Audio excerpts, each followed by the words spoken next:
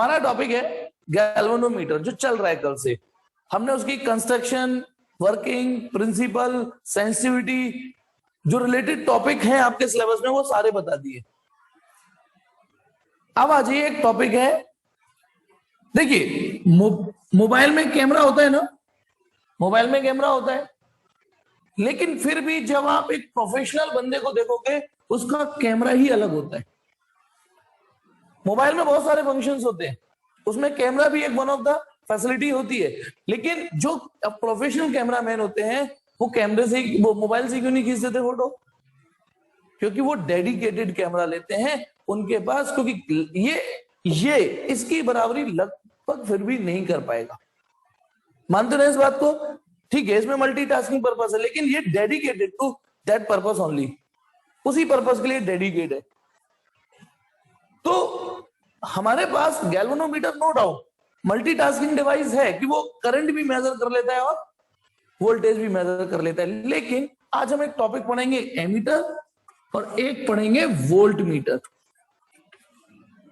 These two devices are derived from galvanometer, no doubt, but जैसे camera dedicated to shoot के लिए होता है, केवल ये फोटो ही खींचता है और कोई काम नहीं करता, ये सिर्फ करंट मेजर करता है, ये सिर्फ वोल्टेज मेजर करता है। लेकिन जब हमारे पास गैल्वेनोमीटर मौजूद है जो दोनों काम कर लेता है, आपके दिमाग में आएगा दोनों काम कर लेता है, तो फिर इनकी क्या जरूरत है? समझ जाओ, जब हमारे पास कैमरा मौजूद है, मोबाइल मौजूद है, तो फिर इसकी क्या जरूरत है? ये डेडिकेटेड है। इसमें रेंज, जब हमें, आपने देखा ना, सेंसिटिविटी के चक्कर में हुआ क्या? सेंसिटिविटी के चक्कर में सेंसिटिविटी तो हमने अच्छी बना ली, लेकिन यदि हमें एक अच्छी रेंज का एमीटर बनाना है, अच्छी रेंज की करंट मेजर करनी है, तब इसको मॉडिफाई करना पड़ेगा ना। ठीक है, एक और चीज, इसको मॉडिफाई, तो ये एमीटर जो होता है वो क्या होता है? इसी का मॉडिफाइड वर्जन होता है। सेंसिटिविटी से कॉम्प्रोमाइज कर लेते हैं लेकिन रेंज बढ़ा लेते हैं। Is it okay? समझ में आया? यानी सेंसिटिविटी नो डाउट इसकी अच्छी होती है, लेकिन यदि मुझे अब हर बार सेंसिटिविटी से काम तो नहीं चलेगा ना, हमें एक बड़ी करंट भी मेजर करनी होगी। तो ये क्या होता है? ये इसका अपडेट वर्जन होता है, मॉडिफाइड वर्जन होता है, जो सेंसिटिविटी से थोड़ा कॉम्प्रोमाइज कर लेंगे लेकिन बड़ी करंटों को मेजर करेगा। ये क्या होता है? ये दोनों काम करता है, करंट और वोल्टेज, लेकिन ये सिर्फ वोल्टेज मेजर करता है। अब सेंसिटिविटी के चक्कर में आप millivolt, microvolt measure कर रहे थे, लेकिन जब बड़े वोल्टेज मेजर करने हो, सिर्फ वोल्टेज, तो ये काम करता है। फिर एक और चीज, हम एक और कॉम्प्रोमाइज करते हैं। मैं यहाँ कैलिब्रेशन बता देता हूं आपको, जो बताते नहीं और है भी नहीं आपके सिलेबस में एक्चुअली। इसमें पता है, गैल्वेनोमीटर से हमें एक काम और लेना होता है, इसका पॉइंटर होता है बीच में, सोचना, इसका पॉइंटर बीच में होता है। बीच में क्यों डिजाइन किया है इसका? ताकि करंट की डायरेक्शन भी बता दे। गैल्वेनोमीटर इज मतलब able to deflect in either direction, वो इधर भी डिफ्लेक्ट हो जाएगा, इधर भी। तो देखो 1 2 3 4 5, सपोज करो ये 5 माइक्रो एम्पियर है, 1 2 3 4 5 इधर ही होगा। तो ये लास्ट कितनी करंट मेजर करने में कैपेबल है? ये last 5 micro ampere current measure करने में कैपेबल है, ये 5। यदि मैं माइक्रो एम्पियर लिख दूं तो ठीक है, 5 माइक्रो एम्पियर, और ये डायरेक्शन भी बता रहे हैं। लेकिन थोड़ा सोचो, आप सब लोग सोचो, एक इंजीनियरिंग माइंड से सोचो, यदि हमसे कोई इतनी छूट दे दे कि यार डायरेक्शन का चुल्ल नहीं है ना, हमें डायरेक्शन ना बताए, ये थोड़ी करंट की रेंज बढ़ा दो, तो बेटा यदि इसके अंदर डिजाइनिंग ऐसी कर दी जाए, सब लोग सुनना, सब लोग, है ना, इसके अंदर डिजाइनिंग ऐसी कर दी जाए कि जो नीचे, जो सबको पता है ना नीचे कौन है, नीचे तो कॉइल है जो दिख नहीं रही, उस कॉइल का सेटलमेंट ऐसे कर दिया जाए कि 0 यहां पे रख दी जाए, बोलो, कॉइल को अंदर एडजस्ट ऐसे कर दी जाए, तो पता है इसकी रेंज वैसी बढ़ गई अपने आप।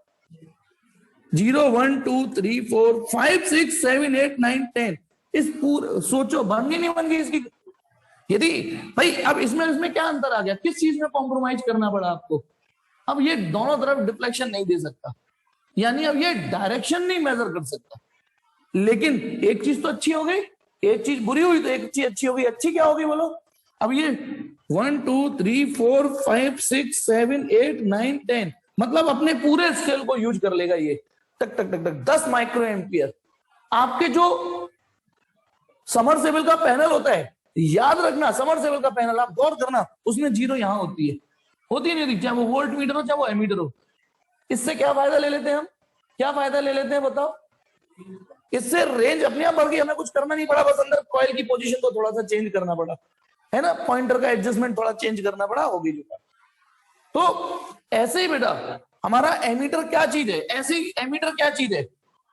एमीटर इज अ डिवाइस, मतलब आप ऐसे समझो एक ऐसी डिवाइस जो थोड़ी आपके मन मुताबिक रेंज, आप चाहोगे कि मुझे यार 10 एम्पियर तक की करंट मेजर करनी है, तो इसमें उसी हिसाब से चेंजेस किए जाएंगे। लीजिए भाई साहब, ये अब आपका 0 से 10 एम्पियर करंट मेजर करने की डिवाइस बन गई। लेकिन भगवान ये भी नहीं है, अब ये 0 से 10 ही मेजर करेगा। किसी सर्किट में 20 एम्पियर हुई तो ये 11 एम्पियर भी नहीं मेजर करेगा, याद रखना, ये 11 एम्पियर भी नहीं करेगा। पता है एक चीज और, फॉर द सेफ्टी पर्पस, देखो तुमको पता है ना, नीचे कॉइल होती है, वही घूम रही होती है, वही पॉइंटर को घुमा रही होती है, 1 2 3 4, 1 minute. For the safety purpose ये जो 5 है ना, 5, इसके आगे एक थोड़ी सी कील निकली होती है, छोटी सी प्लास्टिक की, मतलब प्लास्टिक का, ठीक है, यहां पर। उसके बाद क्या होता है, जैसे ये पॉइंटर घूमे, सपोज करो ये पॉइंट 5 एम्पियर के बाद एक छोटी सी कील निकल रही होगी, बहुत छोटी सी, गौर, वो शायद दिखे भी नहीं। अब नीचे ये पॉइंटर घूम रहा है, देखो ये ऐसे ऊपर है ना, आपको तो कॉइल दिख नहीं रही, pointer 1 ampere, 2 ampere, 3 ampere, 4 ampere, 5 ampere. उसके बाद यदि आपने ज्यादा करंट दे दी तो ये यहां अटक जाएगा पॉइंटर, अब ये हिलने नहीं देगा पॉइंटर को आगे, फॉर द सेफ्टी पर्पस। समझना मैं क्या कह रहा हूं? 5, ये 5 है ना, उसके बाद यहां पर एक छोटा सा कील सी निकाल देते हैं, उससे जब पॉइंटर टकराएगा तो अब ये हिलने नहीं देगा। मेरी बात समझ पाए या नहीं? मतलब जरूरत से ज्यादा इसको टॉर्क नहीं, पता है यदि जरूरत से ज्यादा टॉर्क आ गया तो एक नुकसान हो सकता है ना, जो अंदर स्प्रिंग है उसके छल्ले खुल गए, तो वो खुल ही जाएगा, और ऊपर से वो एयर स्प्रिंग और है तो इजीली भी खुल सकते हैं। तो बिकॉज दिस गैल्वेनोमीटर है ना, ये जो गैल्वेनोमीटर है वो मात्र 5 माइक्रो एम्पियर तक पहले ही सोच लिया था कि ये 5 माइक्रो एम्पियर तक करंट मेजर करेगा। अब इसके ऊपर जो भी ये करंट, अब पता ना, यहाँ पे पॉइंटर अटका हुआ है, ये पॉइंटर यहाँ अटका हुआ है ना, यूं कील नहीं आगे बढ़ने दे रही, तो आप बता सकते हो इसमें कितनी करंट होगी? नहीं बता सकते, ठीक है ना। तो चलिए आइए स्टार्ट करते हैं। तो टॉपिक है हमारा conversion of galvanometer, conversion of galvanometer, लिखने की बजाय मैंने सिंबल बना दिया है, इनटू एमीटर एंड वोल्टमीटर, ठीक है। ये बहुत सारे एमसीक्यू इसमें भी मिल जाएंगे आपको, conversion of galvanometer into ammeter and voltmeter, ठीक है। चलिए सबसे पहले कन्वर्जन बाद में सिखाऊंगा, एक डिक्शनरी वर्ड आ रहा है, कुछ फिजिक्स की अपनी वर्डिंग है। एक तो वर्ड आएगा शंट, SHUNT, एक शंट वर्ड आ रहा है। शंट माने भी रेजिस्टेंस होता है, shunt word is another name of resistance. बस जैसे डेल्टा और डी में बताना, यदि मैंने लिखा डेल्टा के ई और ये लिखा डी के ई, दोनों ही डिफरेंस है, चेंज इन काइनेटिक एनर्जी, पर डी का मतलब आप जानते हो, very very small change in kinetic energy. तो शंट क्या चीज है? जो रेजिस्टेंस में कम, बहुत छोटी वैल्यूज होती हैं, मतलब 0.1 ओम, समझना मैंने क्या बोला, 0.1 ओम इतना रेजिस्टेंस है बस, 0.01 ओम, 0.3 ओम, ऐसे जो टुच्चे से रेजिस्टेंस होते हैं उनको हम शंट बोल देते हैं। मतलब shunt is just a name of another name of resistance, but when the resistance value is very very very small, जब रेजिस्टेंस वैल्यू बहुत ही ज्यादा स्मॉल हो, ठीक है ना, तो उनको शंट बोलते हैं। इन जनरली इतना रेजिस्टेंस तो कंडक्टरों का भी हो जाता है, जिन्हें हम बोलते हैं ना कंडक्टर, इतना रेजिस्टेंस तो कंडक्टरों का भी हो जाता है। लेकिन अभी ये वर्ड समझ में आ गया, शंट माने होता रेजिस्टेंस ही है, लेकिन जब बहुत छोटी वैल्यूज होती है तो हम उन्हें शंट पुकार देते हैं, ठीक है।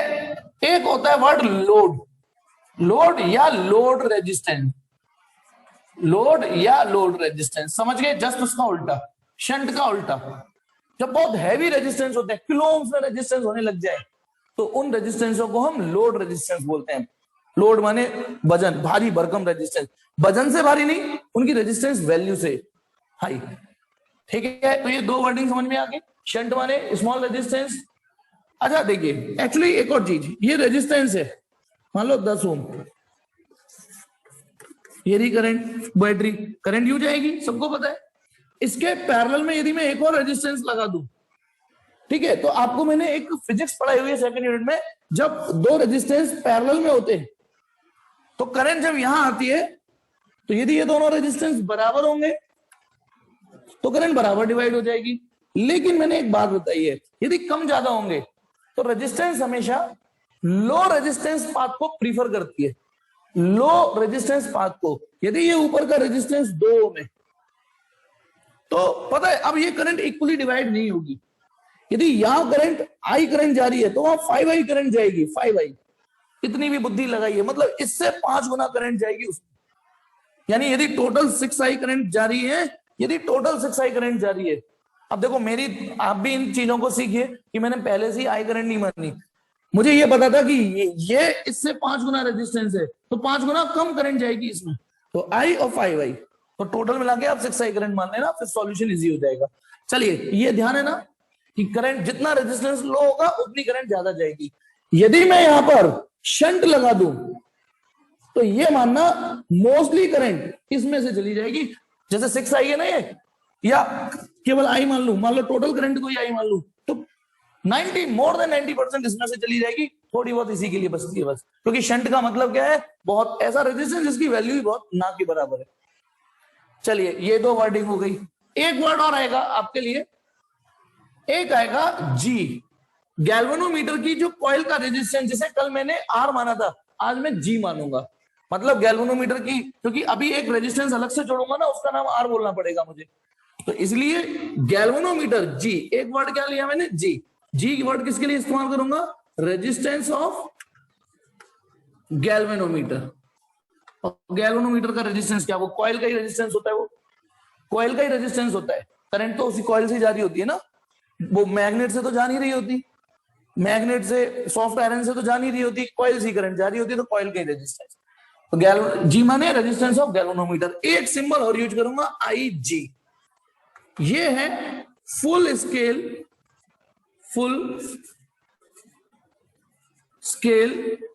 Deflection current. Full scale deflection current, इस शब्द का क्या मतलब है, full scale deflection current. Full scale deflection current कुछ नहीं, इसका मतलब है maximum current which a galvanometer can read. Which a galvanometer, देखो यदि जी के ऊपर गोला बना दूं तो ये मैंने लिखा है गैल्वेनोमीटर, आराम खुदी में सिंबल बना दिया बस, और खाली जी लिखूं तो जी का मतलब है रेजिस्टेंस, ठीक है। तो ये क्या चीज है, maximum current which a galvanometer can read. जैसे जैसे ये मैंने गैल्वेनोमीटर बनाया, ये रहा इसका 0, ये रहा इसका पॉइंटर, ये 5 4 3 2 1, ठीक है, 1 2 3 4 5, यहां लिख रहा है माइक्रो एम्पियर। सेम नंबरिंग यहां भी लिख रही होगी, और इनके बीच में डिविजन्स भी होंगे, ये अपने आप बना सोच लेना, ठीक है। तो बताइए, पॉइंटर यहां आ जाएगा 1 2 3 4 5, मैक्सिमम करंट ये कितनी रीड कर सकता है, बताइए ये मैक्सिमम कितनी करंट रीड कर सकता है, ये वाला गैल्वेनोमीटर जो सामने पिक्चर, ये 5 माइक्रो एम्पियर तक की करंट मेजर कर सकता है। तो ये जो इसकी मैक्सिमम करंट है, इसी का नाम आईजी है, इसी का नाम आईजी है, the maximum current which our galvanometer can read. एक और वर्ड दिया, ये ज्यादा यूज होता है लेकिन, फुल स्केल डिफ्लेक्शन करंट। क्योंकि बताइए मैक्सिमम करंट रीड करने के लिए स्केल पूरा यूटिलाइज हो गया कि नहीं, स्केल पूरा फुल हो गया, फुल हो गया स्केल। होप आपको समझ में आया है नहीं, फुल स्केल डिफ्लेक्शन करंट, ये नाम ज्यादा यूज में, मतलब आपको ये वाला नाम ज्यादा सुनने को मिलेगा। जो गैल्वेनोमीटर अलग वैल्यू हो सकती है, ये दोनों वैल्यू अलग अलग गैल्वेनोमीटर की अलग अलग हो सकती है। फिलहाल जो मैंने यहाँ फिगर दिखाया है उसका आईजी 5 माइक्रो एम्पियर है, ठीक है। चलिए तो अब आ जाइए, पहला पढ़ते हैं, ठीक है। सबसे पहला heading case, galvanometer, conversion of galvanometer into ammeter, conversion of galvanometer into ammeter. चलिए, यदि हमें रेंज बढ़ानी है गैल्वेनोमीटर की, उसकी करंट मेजरिंग वाली लोड की रेजिस्टेंस डेफिनेशन और बता देना। ये भगवान, लोड माने high resistance, very high resistance, very high resistance. और ये वेरी लो रेजिस्टेंस। अब इसमें डेफिनेशन क्या बताऊं मैं, बताओ। वेरी लो रेजिस्टेंस वैल्यूज को शंट बोलते हैं, वेरी हाई रेजिस्टेंस वैल्यूज को लोड बोलते हैं। क्यों ऐसा लगता है कि मैं ऐसी डेफिनेशन बोलूं? इट स्टेट दैट, डेफिनेशन के लिए ऐसे शब्द क्यों चाहिए? It state that when a resistance value is very high then it is called load resistance. Okay, definition. चलिए, अच्छा वैसे इतना तो चेप के आ ही जाओगे। What is Ohm's law? It state that, या it is very useful law. It is it is very meaningful law. It is very useful in everyday life. Without it we cannot survive. है ना? इतना तो चिपका ही दोगे 2-3 लाइनें। चलिए, ये कुछ कॉमन वर्ड है ना जो चिपका तो सकती है सभी में। अब आ जाइए इधर, देखिए conversion of galvanometer into ammeter. अब अभी मैं कन्वर्जन बाद में सिखाऊंगा, पहले ये बताइए, ये मैंने बनाया गैल्वेनोमीटर। यदि मैं इसमें 0 से लेके IG तक करंट भेजूं तो ये बढ़िया काम करेगा। करेगा या नहीं करेगा? सोच के देखो। यदि मैं इसमें 0 से लेके IG करंट भेजूं, 0 से लेके IG तक कोई भी करंट भेजूं तो ये बढ़िया काम करेगा। करेगा कि नहीं? मिटा दिया मैंने यहां से, मतलब 0 से लेके IG तक। लेकिन यदि मान लो मुझको टास्क दिया कि मुझे ऐसा, सुनिए बिना बात के, 1 2 3 4 5 1 2 3 4 5 माइक्रो एम्पियर ऐसा गैल्वेनोमीटर था। ठीक है, ये अच्छा एक बात ध्यान रखना, इसमें कैलिब्रेशन बाद में हुआ, पहले तो ये नंगा था। पहले ये नंगा था बिल्कुल, यहां नंबर नहीं थे। बताना, इस गैल्वेनोमीटर जब ये नंबर नहीं थे, ये नंबर नहीं थे इसमें, ठीक है। तो पहले क्या देखा था कि जब हम इसमें 5 माइक्रो एम्पियर करंट दे रहे थे तो हमने देखा ये फुल स्केल डिफ्लेक्शन दे रहा है। हमने जब इसमें 5 माइक्रो एम्पियर दी तो देखा ये फुल स्केल डिफ्लेक्शन दे रहा है, तो हमने यहां पे 5 माइक्रो एम्पियर लिखा था। फिर ध्यान है ना, मतलब हमने पहले यहां चेक किया था। कैलिब्रेशन इसको बोलते हैं। पहले तो ये नंगा था, कि हमने क्या देखा कि ये गैल्वेनोमीटर ऐसा था। सुनेंगे प्लीज इस बात को, नहीं तो कंफ्यूजन रहेगा आपको, कि ये नंगा गैल्वेनोमीटर था। कैलिब्रेशन बाद में होता है, नंबरिंग बाद में होती है। वो ये कि यदि मैं इसको 5 माइक्रो एम्पियर करंट दे रहा था तब ये इतना डिफ्लेक्शन दिया इसने, तब ये 90 डिग्री डिफ्लेक्ट हुआ। कब? जब मैंने क्या किया मैंने, जब 5 माइक्रो एम्पियर करंट दी तब ये 90, यानी जब IG current 5 micro ampere current दी तब ये 90 डिग्री डिफ्लेक्ट हुआ। भाई देखो, कॉइल यहां से यहां आ गई, 90 डिग्री हो गया। 5 माइक्रो एम्पियर को फिर हमने नाम दे दिया IG, इसी 5 माइक्रो एम्पियर को क्या नाम दे दिया? IG। फिर उसी हिसाब से स्केलिंग कर दी। अब एक काम करना, अब मैं इस गैल्वेनोमीटर को एमीटर बनाने जा रहा हूं, ठीक है। ये भी नंगा है मतलब इस गैल्वेनोमीटर को वापस नंगा कर दिया। सुनो, वापस नंगा कर दिया। नंगा मतलब अंदर कोई चीज चेंज नहीं करी, वही गैल्वेनोमीटर कॉइल, वही मैग्नेट, सब कुछ, नंबर ऑफ टर्न्स, बस इसका कैलिब्रेशन हटा दिया। अब मान लो कोई ये कहता है कि यार ये तो 0 से लेके 5 माइक्रो एम्पियर तक की करंट मेजर कर रहा है ना। मुझे एक ऐसा एमीटर चाहिए जो 0 से लेके 10 एम्पियर तक की करंट मेजर करे। एक ने अपनी रिक्वायरमेंट बता दी कि मुझे एक ऐसा एमीटर चाहिए जो 0 से लेके 10 एम्पियर तक की करंट मेजर करे। तो आप ये बताइए, यदि आप इसको, इस वाले गैल्वेनोमीटर को इसमें बदलने में, मतलब आप पॉसिबिलिटी आपने बना दिया, आपने क्रिएटिविटी दिखा दी और आप सीख गए, इसको इसमें कन्वर्ट कर दिया, इसको इसमें बनाने में आपने पूरी मेहनत लगा दी और बना दिया, सफल हो गए, तो क्या कैलिब्रेशन चेंज नहीं होगा? फिर बताना कि यही नंबर चिपके रहेंगे, 1 2 3 4 5 माइक्रो एम्पियर, यही चिपके रहेंगे नंबर इस पे। बताइए, फिर तो आपको यहां 10, बताना, फिर तो आपको यहां 1 2 3 4 5 यहां क्या लिखना पड़ेगा? 10 एम्पियर। यहां नई घोड़ी नई चाल, नए नंबर लिखने पड़ेंगे। मान लो यदि आप इस गैल्वेनोमीटर को इसमें बनाने में सफल हो गए, तो समझ में आ गया, तो आपको ये करना पड़ेगा। लेकिन ये होगा कैसे? ये गैल्वेनोमीटर, सुनेंगे, ये गैल्वेनोमीटर जब मैं 5 माइक्रो एम्पियर करंट दे रहा हूं उतने में ही इसकी लंका लग जाती है, 90 डिग्री डिफ्लेक्शन दिखा देता है ये। हालांकि मैं 10 एम्पियर दूंगा तो इसका क्या हाल होगा? अब चालाकी समझना, व्हाट इज इंजीनियरिंग, जुगाड़।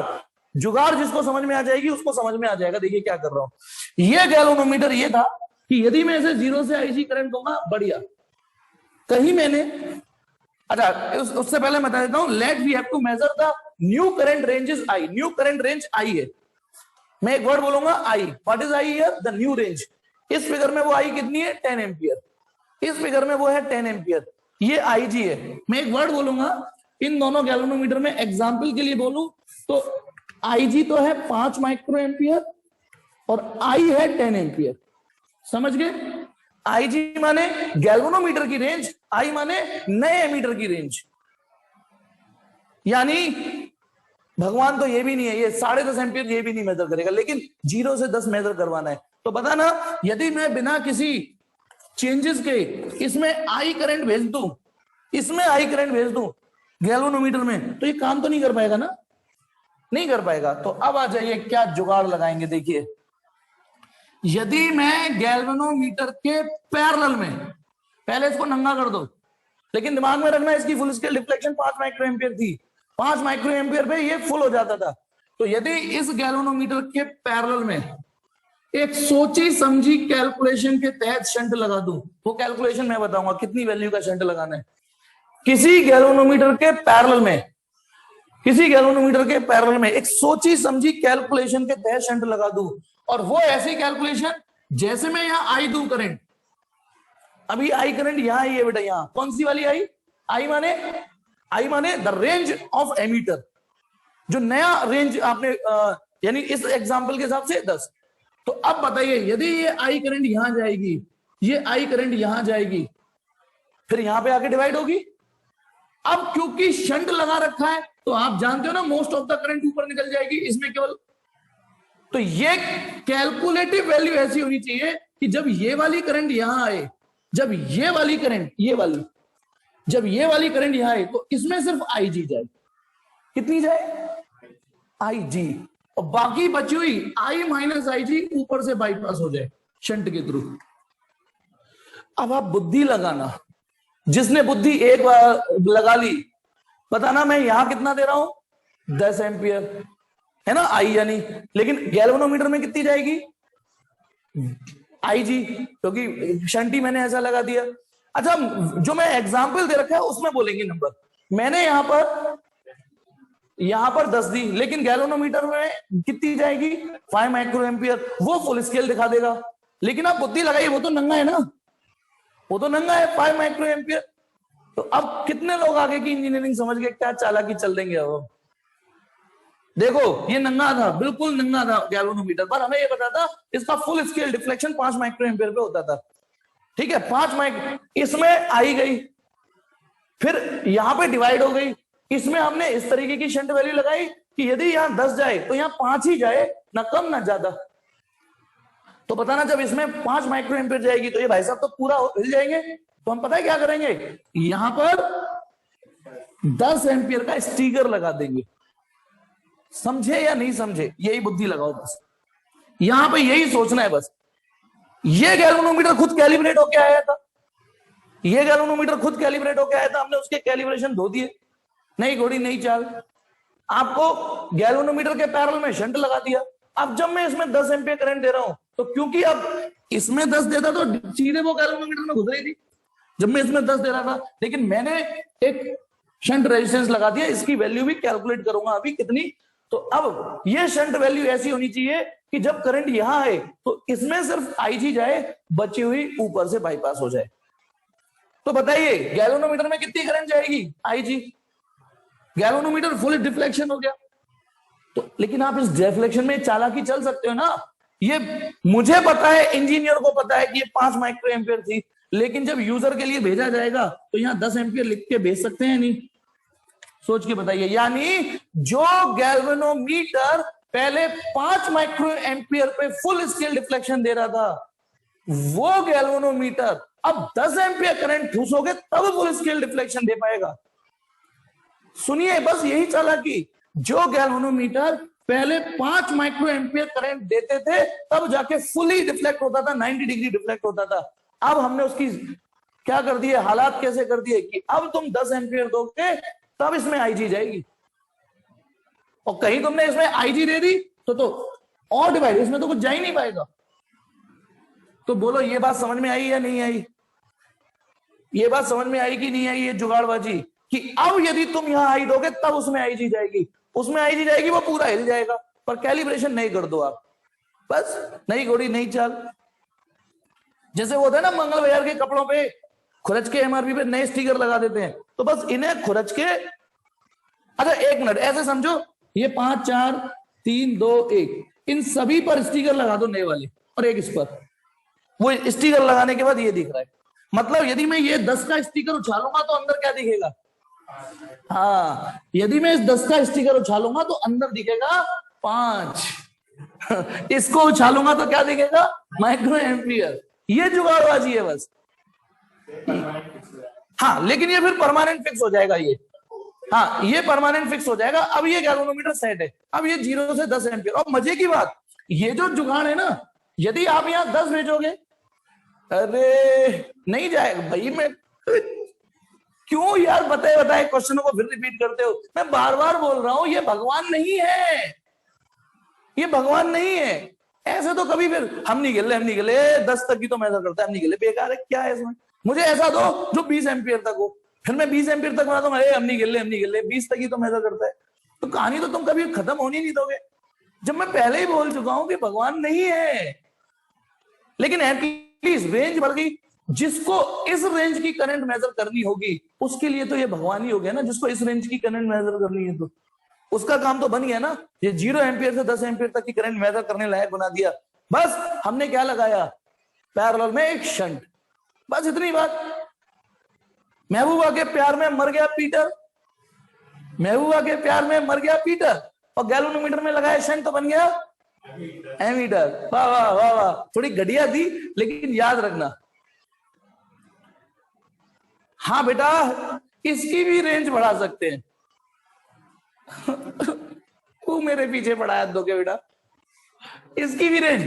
भाई जब मैं तुझे ये बता चुका हूं यहां आई है, अब वो आई कुछ भी हो सकती है ना, जय जय, ये आई कुछ भी हो सकती है ना, 20 भी हो सकती है, जितनी रेंज की तुम्हें बनानी है। मैंने गलती कर दी 10 लिख के, जय हो जय। चलिए अब आ जाइए, चलिए तो अब आ जाओ, ये शंट होगा कैसे, ये शंट की वैल्यू कैसे चुनेंगे हम? तो बताओ गैल्वेनोमीटर और शंट किसमें है? पैरेलल में। पैरेलल में क्या चीज सेम होती है? वोल्टेज। तो बताना, यदि किसी रेजिस्टेंस में इसका रेजिस्टेंस कितना है जी, उससे पास होने वाली करंट मल्टीप्लाई कर दूं तो उतने हिस्से का पोटेंशियल डिफरेंस आ जाता है, इक्वल। ऊपर शंट, ऊपर का रेजिस्टेंस कितना है? एस, उसमें करंट जा रही है आई माइनस आई जी। बताना, करंट इंटू रेजिस्टेंस वोल्टेज होते हैं, करंट इंटू रेजिस्टेंस वोल्टेज होते हैं। ये दोनों बराबर इसलिए होंगे क्योंकि ये दोनों पैरेलल में है। ये कैलकुलेशन समझ में आ गई? बस तो एस की वैल्यू इतनी लगाओगे, पहले से कैलकुलेटिव, ये आई माइनस आई जी, ये होगा शंट। इतनी वैल्यू का शंट लगाना पड़ेगा। बताओ उसके लिए आपको यहां क्या रखना पड़ेगा कि गैल्वेनोमीटर जो पुराना वाला था वो कितनी फुल स्केल डिफ्लेक्शन करंट दे रहा था, गैल्वेनोमीटर का रेजिस्टेंस कितना है, गैल्वेनोमीटर की फुल स्केल डिफ्लेक्शन करंट, ये क्या है बेटा? The range of ammeter. Range of ammeter समझ रहे हो? द न्यू रेंज, जितनी रेंज का आपको एमीटर बनाना है। और एक और चीज, क्योंकि ये डिनोमिनेटर में, तो बुद्धि लगाइए, जितनी बड़ी रेंज का बनाओगे ये जितना बड़ा होगा ये उतना छोटा लगाना पड़ेगा, जितनी बड़ी रेंज होगी इसकी उतना ये छोटी वैल्यू का होगा। अब आ जाइए, ये तो शंट का हो गया, एक तो इस पे सवाल मिलेंगे आपको। दूसरा, भैया आज तो हाँ बेटा, अच्छा हाँ बेटा, थैंक यू बेटा, आशीर्वाद मेरा इसने आशीर्वाद सब है। अब बेटा टीचर्स डे की कौम है बेटा, ये कहाँ गुरु गुणुमा जानती होगी ये, लेकिन चल मेरा आशीर्वाद सबके साथ है, ठीक है। हाँ, टीचर्स डे सेलिब्रेट करने वाले लोग हैं, मैं मानता हूं, ठीक। आ जाइए बेटा, तो अब सुनिए बेटा, ये जो मैंने गैल्वेनोमीटर के पैरेलल में शंट लगाया है ना, गैल्वेनोमीटर के पैरेलल में, ये ही एमीटर है, ये ही एमीटर है, ठीक है। हाँ बेटा, दीपक कई सारे हैं, है ही बैच में है, अब ये नहीं पता। एक दीपक माहौली रोड पे है, एक दीपक सदर में है, एक दीपक टाउनशिप में है, टाउनशिप में शायद 2 दीपक है। हाँ बेटा, है। चलिए चलिए इधर देखिए, तो मैं जो बता रहा था, ये जो एमीटर है ये क्या चीज है? केवल गैल्वेनोमीटर के पैरेलल में शंट लगा दो तो उसी को एमीटर बोलते हैं। थोड़ी स्केलिंग तो चेंज करनी पड़ेगी, लेकिन अंदर से कुछ नहीं, पता है गैल्वेनोमीटर के अंदर डिब्बे में कुछ नहीं चेंज करना।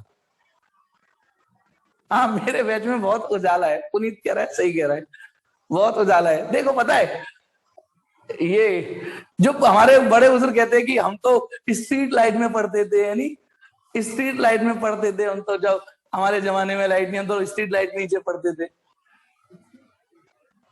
हम कोई वो तो भलाओ यूं नहीं कहते कि मैं अगरबत्ती जला के पढ़ता था।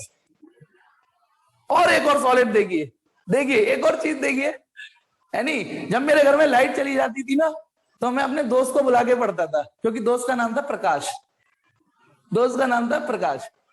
फिर एक दिन प्रकाश चला गया, उसकी नौकरी लग गई, फिर भी मेरे घर में पढ़ लेता था। फिर मैंने उसकी बहन को बुला लिया, उसका नाम था ज्योति, ज्योति उसको बिठा के पढ़ता था। टैंगोर इतनी गप नहीं मारते थे। हाँ, इधर आ जाइए। दीपक तुझे बहुत जलाते होंगे, दीपक चलिए चलिए, ये दीपक मना, अब मत जलाओ मुझे, वैसे ही क्रश का लास्ट सीन देख देख के जल रहा हूं मैं। चलिए इधर देखिए। अच्छा, आजकल टीचर का डायलॉग, पहले क्या कहते थे, खाना खाना तो नहीं भूलते, खाना खाना तो नहीं भूलते से, होमवर्क कहाँ है सर, भूल गया, खाना खाना तो नहीं भूलते। Now teacher also has been updated. Crush का लास्ट सीन तो देखना नहीं भूलते होगे। चलिए, तो फिलहाल मैं ये मानता हूं कि आपको ये समझ में आ गया ना, यही है एमीटर। एटलीस्ट गैल्वेनोमीटर के अंदर डिब्बे में कोई बहुत बड़ी चीजें चेंज नहीं करनी पड़ेंगी। वो कह रहा है तो ज्योति को बुला के तो आप पढ़ ही नहीं पाते होगे। हाँ, अच्छा एक बार क्या हुआ, एक आदमी बात कर रहा था, हेलो धीमे धीमे, हेलो, दोस्त पूछा कौन है कौन है, अरे नहीं नहीं नहीं, कौन है, नहीं बहन है बहन है, तो बहन से ऐसे बात, तेरी है ना बहन, हाँ इसलिए धीमे। चलिए इधर देखिए आप, यहां पर अब बात करते हैं कि यदि मैं आपसे पूछूं एमीटर जो बन चुका है उसका रेजिस्टेंस निकालिए, उसका रेजिस्टेंस निकालिए, एमीटर का रेजिस्टेंस निकालिए। तो बेटा एक सिंपल कॉन्सेप्ट, ये तो पहली बात हो गई। दूसरी बात, यदि मैं इसके रेजिस्टेंस को RA बोल दूं, रेजिस्टेंस ऑफ एमीटर, तो बताना this device is derived from the parallel combination of these two ना, तो इनका पैरेलल कॉम्बिनेशन निकाल दो, तो RA की वैल्यू क्या होगी, G into S, G plus S। सोच के देखो, R1 R2 upon R1 plus R2, because this device is the parallel combination of, ठीक, parallel combination of S and G। तो पैरेलल का कॉम्बिनेशन क्या हो गया, GS अपॉन वही R1 R2 upon R1 plus R2। Hopefully समझ में आ गया होगा। हाँ, इसमें एक काम कर सकते हैं, क्योंकि बेटा शंट की वैल्यू ना के बराबर होती है, शंट बहुत कमजोर होता है, 0.1 ओम 0.2 ओम, अभी न्यूमेरिकल करोगे तो और क्लियर हो जाएगा। तो जी के सामने एस की कोई औकात नहीं रहती, देख रहे हो, जी तो बड़ा रहता है और एस नन्हा सा रहता है। तो प्लस या माइनस में आप इग्नोर कर सकते हो। अच्छा, मल्टीप्लाई में नहीं करते इग्नोर, देखो 1000 में 0.1 जोड़ोगे तो आप उसे 1000 लिख सकते हो, लेकिन 1000 में यदि 0.1 का होता है तो उसे इग्नोर नहीं कर सकते कि नहीं 1000 कर दो, 0.1 को इग्नोर मार दो। अरे अब तो इसमें बहुत ताकत है, इसको 10 गुना कम कर देगा, इसको 100 कर देगा। तो इसलिए मल्टीप्लाई में इग्नोर नहीं करेंगे इसको, एडिशन में। तो सोचो, जब G प्लस एस को अगले स्टेप में ऐसे लिख सकता हूं ना, GS अपॉन G, सो ही G कट जाएगा। तो एमीटर का रेजिस्टेंस लगभग किसके बराबर आ रहा है, शंट के। और शंट कैसी डिवाइस है, लो रेजिस्टेंस डिवाइस, शंट लो रेजिस्टेंस डिवाइस है, लो, तो जब ये लो तो ये और लो। अच्छा एक और चीज, मेरा ये डायलॉग ठीक है, ये और लो, और लो का मतलब LOW वाला, ठीक, क्योंकि ये तो मैंने हल्की फुल्की कैलकुलेशन के लिए बता दिया कि एमीटर का रेजिस्टेंस लगभग शंट के बराबर आता है। सच्चाई ये है, एमीटर का रेजिस्टेंस तो शंट से भी कम आएगा, क्योंकि पैरेलल में जब दो रेजिस्टेंस लगते हैं तो तुमको एक थ्योरी पता होगी, जब रिजल्ट जो रेजिस्टेंस आता है वो छोटे वाले से भी छोटा आता है, याद है कि नहीं? इन दोनों में जो छोटा होगा उससे भी छोटा रेजिस्टेंस आएगा। ये सच्चाई तो ये है। तो जो एमीटर बन के आता है ना, वो बहुत ही लो रेजिस्टेंस डिवाइस होती है, बहुत ही low resistance device. What I am saying, ammeter जो होता है वो लो रेजिस्टेंस डिवाइस होती है, और उसका रेजिस्टेंस न्यूमेरिकली शंट के बराबर, लेकिन सच्चाई है शंट से भी कम आएगा। अब क्योंकि ये लो रेजिस्टेंस डिवाइस है, अब आगे की सुनिए, सुनते चलना, आगे का सुनेंगे। वही है, यदि मान लो ये सर्किट है, यार मीटिंग को ऑफ करके दूसरी ले लेते हैं। एमीटर लो रेजिस्टेंस डिवाइस है, लो रेजिस्टेंस डिवाइस है एमीटर। अब देखिए, यानी एमीटर का रेजिस्टेंस बड़ा उच्चा मुच्चा सा आएगा। अब देखिए, मान लो ये, समझना, एक चीज और क्लियर कर दूं, 10 वोल्ट 10 ओम, बताइए इस सर्किट में कितनी करंट होगी? 1 एम्पियर। कितनी करंट होगी? बहुत इजी वैल्यूज दिए, 1 एम्पियर। अब मैं चाहता हूं, अब बस ये अंतर ये कि ये करंट दिखेगी नहीं, यूं करके आप इसे जब मेजर करोगे तो एक वर्ड और आ रहा है, वो आप ढंग से समझना, नहीं तो कंफ्यूज हो जाओगे। जब एमीटर बन जाता है, ये डिब्बा आपके हाथ में दे दिया जाएगा, और जब आप इसे इस्तेमाल करोगे तो एमीटर जब बन जाता है, और मुझे ये फिर से सर्किट देखो, 10 ओम 10 वोल्ट, अभी रुको, 10 ओम 10 वोल्ट, मैंने इस सर्किट को एक बार नहीं 3 बार बना दिया, ठीक है? तो वही स्टार प्लस है ना? नहीं नहीं नहीं नहीं, एक्चुअली ये तो क्वेश्चन फिगर हो गया, मतलब ये हो गया बेस फिगर कि ये इसमें करंट है, मुझे ये करंट मेजर करनी है। अब मैं इस एमीटर को लगाऊंगा, अब इस एमीटर को कहां लगाऊंगा मैं? तो बेटा देखिए, दो ऑप्शन है, या तो इस सर्किट में सीरीज में लगा दूं, है ना, या इस सर्किट के पैरेलल में लगा दूं। भैया दो ही ऑप्शन है, दो ही तरीके सिखाए हैं आपको, दो ही मैं जानता हूं। या तो इस डिब्बे को जो बन गया सर्किट में ऐसे घुसेड़ दो करंट मेजर करने के लिए, या सर्किट में ऐसे घुसेड़ दो। लेकिन डिवाइस वो अच्छी होती है, सुनेंगे सब लोग, मेजरिंग इंस्ट्रूमेंट वो अच्छा होता है, इलेक्ट्रिकल इंस्ट्रूमेंट के सिनारियो पे बोल रहा हूं, वो अच्छा होता है जो सर्किट में लग जाए और सर्किट को बिल्कुल भी डिस्टर्ब ना करे, बिल्कुल भी डिस्टर्ब ना करे, सर्किट की ओरिजिनलिटी को ना छेड़े। पर ऐसा तो कोई है ही नहीं, तो फिर कम से कम छेड़े सर्किट की ओरिजिनलिटी को। देखिए बेटा, ये रहा 10 वोल्ट, ये रही 10 ओम, इस सर्किट का रेजिस्टेंस कितना है? 10 ओम। अब सपोज करो हमारे एमीटर भाई साहब का रेजिस्टेंस है 0.1 ओम। एमीटर का भी रेजिस्टेंस मैंने बताया ना, शंट के लगभग बराबर आता है, एक्चुअली में तो शंट से भी कम आता है। तो बताइए मेरे एमीटर लगाने के बाद इस सर्किट का रेजिस्टेंस कितना हो गया है?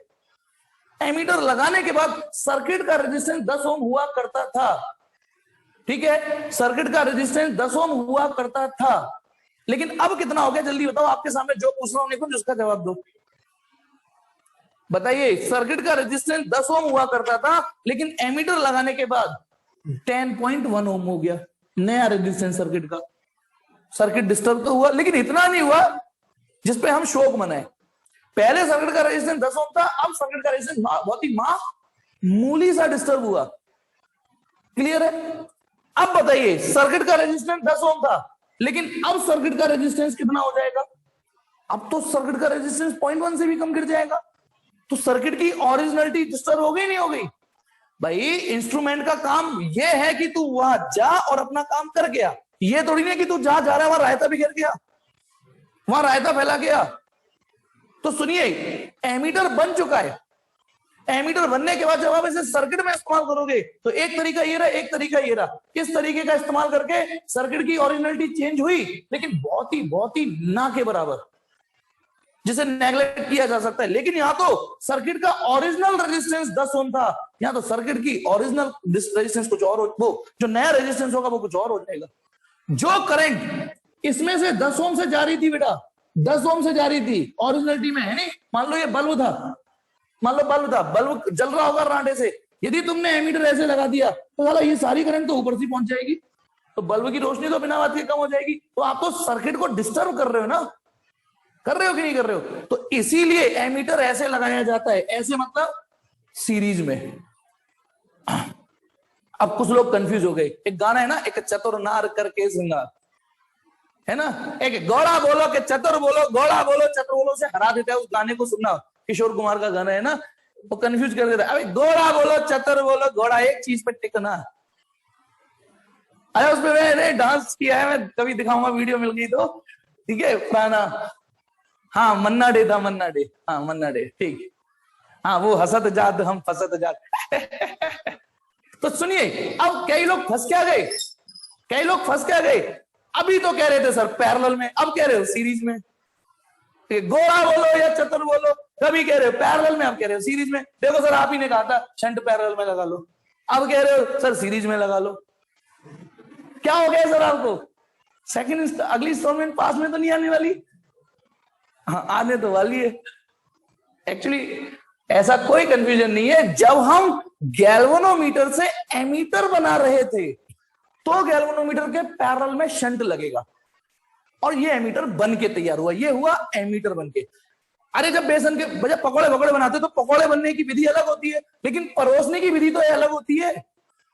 पकौड़े बनाने के लिए ठीक है, ठीक है, अब यार ठीक है, कढ़ाई में डालो, उसे घोला घोल बनाओ, ये सब। अच्छा, the only thing in the universe which becomes solid after heating, the liquid becomes solid.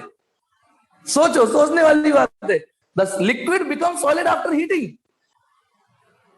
चलिए, तो अब आप बताइए, हाँ तो जब पकोड़े बनाते हैं तो वो रेसिपी अलग होती है, लेकिन जब पकोड़े परोसते हैं, बकायदा तमीज से टिश्यू पेपर के ऊपर पकोड़े रख के, दो यानी लाल चटनी हरी चटनी रख के, है ना, ये सब तो वही चीज। तो ये पकोड़े बनाने की विधि है और ये पकोड़े परोसने की विधि है। चलिए, तुझे क्या भूख लगी? मुझे लग गई, अब नीचे जाके पकौड़ी खींचूंगा। मेरा क्या चल रहा है इस समय, जब से एक्सरसाइज छूटी है, सुबह जब भी जाता हूँ, चलो यार आज से रनिंग चालू करता हूँ, आपको पढ़ाने के बाद चालू रनिंग करने जाता हूँ 800 मीटर, वहां से कचौड़ी खा के और आ जाता हूँ, वहां से कचौड़ियां खा के और आ जाता हूँ। मेरे भगवान, पता नहीं कब चालू होगी। चलो, तो होपफुली कि आपको ये समझ में आ गया ये कि क्या है गैल्वेनोमीटर से एमीटर बनाने की स्कीम। ठीक है, शंट लगाइए पैरेलल में, बन गया एमीटर। शंट इस वैल्यू का लगाना पड़ेगा, फिर उसके बाद ओवरऑल जो पूरी डिवाइस बनी उसका रेजिस्टेंस बहुत बुरी तरीके से गिर जाएगा, शेयर गिर जाते हैं, मार्केट वैल्यू गिर जाती है, गिर गया, ये बन गया।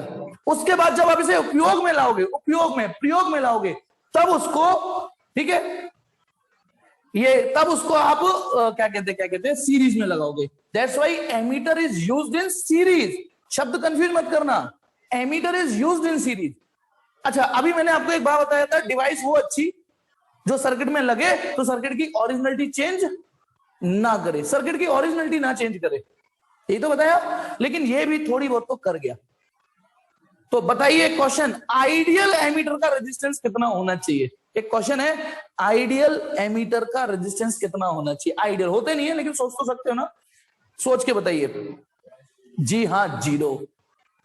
आइडियल एमीटर का रेजिस्टेंस ये 0.1 ना होके यदि 0 होता, 0 होता ये, ठीक है, तो ये रेजिस्टेंस सर्किट का बिल्कुल भी डिस्टर्ब नहीं होता। लेकिन ये केवल किताबी बातें हैं। लेकिन एक नंबर का एमसीक्यू है, ideal ammeter has 0 resistance, ideal ammeter has 0 resistance, would have 0 resistance, 0 resistance.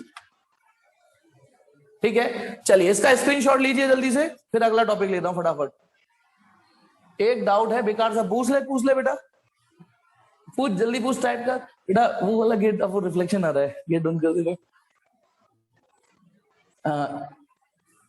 अब वो बेटा एग्जिस्ट ही नहीं करती, मेरे लिए तो दोनों ही नहीं एग्जिस्ट करती, मेरे लिए तो ठीक है।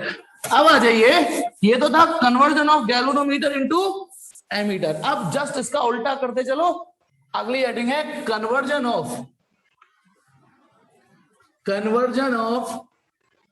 Galvanometer into voltmeter.